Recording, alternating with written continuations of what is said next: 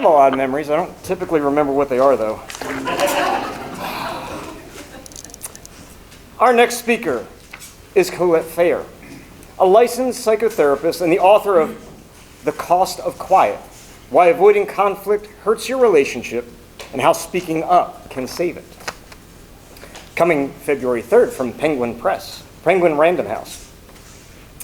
She recently gave a TEDx talk titled Secrets of a Couples Therapist, How to Find What's Missing in Your Relationship Before It's Too Late.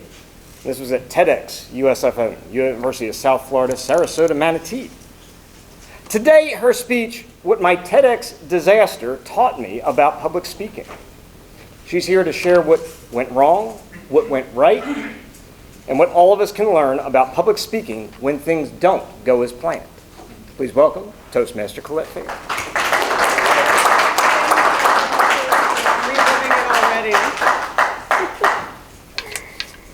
Have you ever had a nightmare and woken up and thought, oh my God, thank God that was just a dream?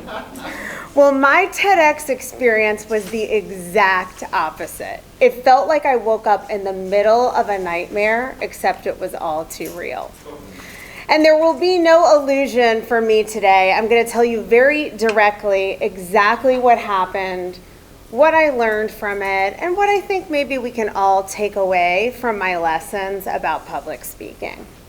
So giving a TEDx talk was a huge goal for me. It was something my publisher suggested that I do to try to build a platform before my book came out.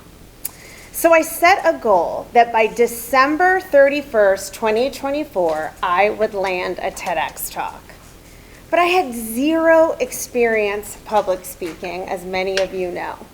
So the first thing I did was to join Toastmasters.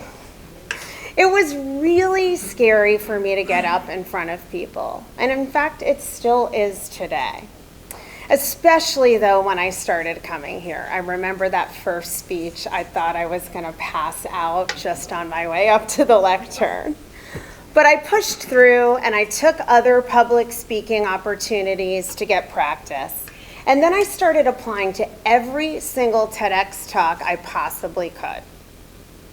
After 6 rejections, which was disheartening to say the least, I finally landed a spot on December 20th, no less, 11 days before my deadline. So I had really thought it just wasn't gonna happen. And I was so proud of myself and so excited. I went all in. I hired a coach. I rehearsed like crazy. I spent an entire weekend choosing every single image for every slide in my presentation with great care. I just put basically every ounce of energy in my life into this thing. And TED's rules are that you have to memorize every single word of your 15-minute talk. Something that's not easy, especially if you are a woman at midlife. And some of you in this room know what I'm talking about there. But I did it, and I prepared for everything that could possibly go wrong, except the one thing that actually did.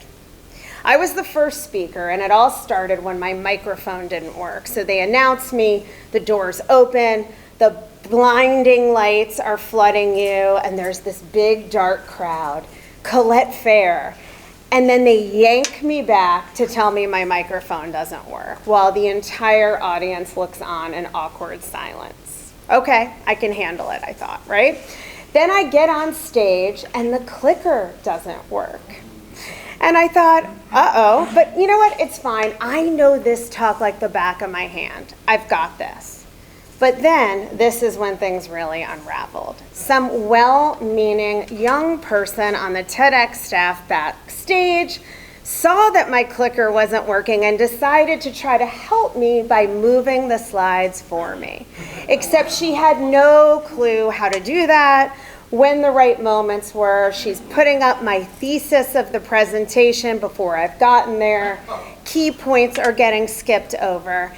And you're standing there in front of a room of 200 people, the biggest moment of my life, honestly. And I was so distracted and panicked by trying to motion her to stop without disrupting the flow of the presentation that at one point I just completely forgot where I was and blanked. And I really felt panicked, almost like I could cry there on stage. But then I pulled it together, like we do, and I kept going. And when I got off stage, that staff member said to me, "Oops, we forgot to turn on the clicker." But don't worry, I totally had your back with those slides. Now, as you know, due to Toastmaster rules, I can't tell you exactly what I thought and wanted to say to her in that moment. Yet, of course, I was gracious, and then I walked outside, and while the other presentations went on, I cried for about an hour.